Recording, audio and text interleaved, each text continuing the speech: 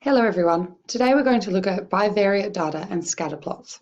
The analysis of bivariate data involves the exploration of the possible relationships between the two variables. For example, one would expect that there would be some relationship between the following two variables. So the age of the child and the reading ability. So complete the following sentence. As age increases, reading ability increases. Fitness levels and resting pulse rate. As fitness increases, resting pulse rate increases. Temperature and ice cream sales. As temperature increases, the sales of ice cream also increase. And hours of focus study and exam grade. As hours of focus study increases, the exam grade increases. In contrast, we would not expect there to be quantifiable relationship between the following two variables. So height of an adult and an IQ level, cost of milk and ability to swim, and shoe size of a person and the number of hours they spend studying a day. A scatter plot is used to represent graphically the relationship between the two variables. The words relationship, association, and correlation are used to describe the way in which two variables are related. The scatter plot shown below represents the relationship between the stopping distance of the car and its speed. You can see here that there is some correlation between the stopping distance of a car and the speed they are travelling. As we can see, as the speed increases, the stopping distance, it takes longer, so that also increases, as we can see by our highest point up here.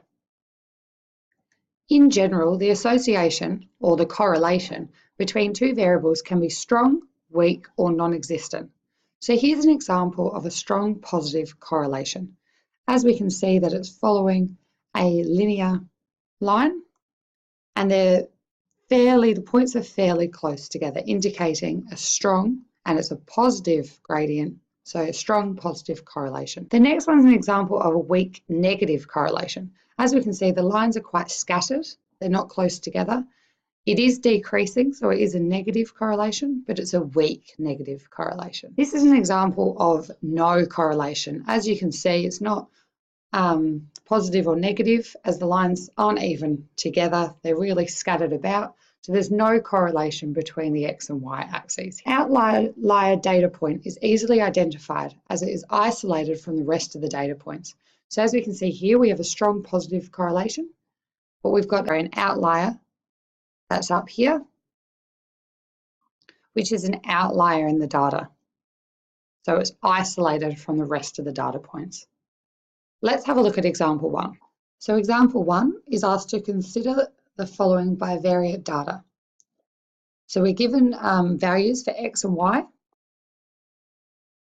and we're asked to draw a scatter plot for the data. So I went ahead and drew the scatter plot. So when X is 30, Y was 25.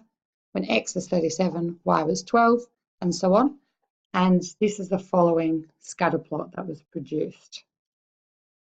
You're then asked to describe the correlation between the X and Y as positive, negative, or none. So as we can see, the graph is increasing, or the points are increasing.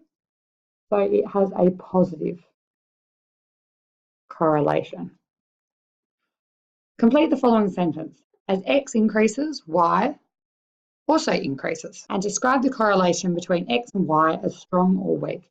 As we can see, the dots are fairly close together, and we can see quite a fairly strong correlation.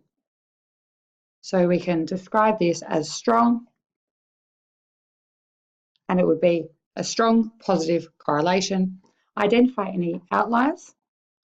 So as we can see, yes, there is one outlier, and we would probably look at the one over here because this is away from the data.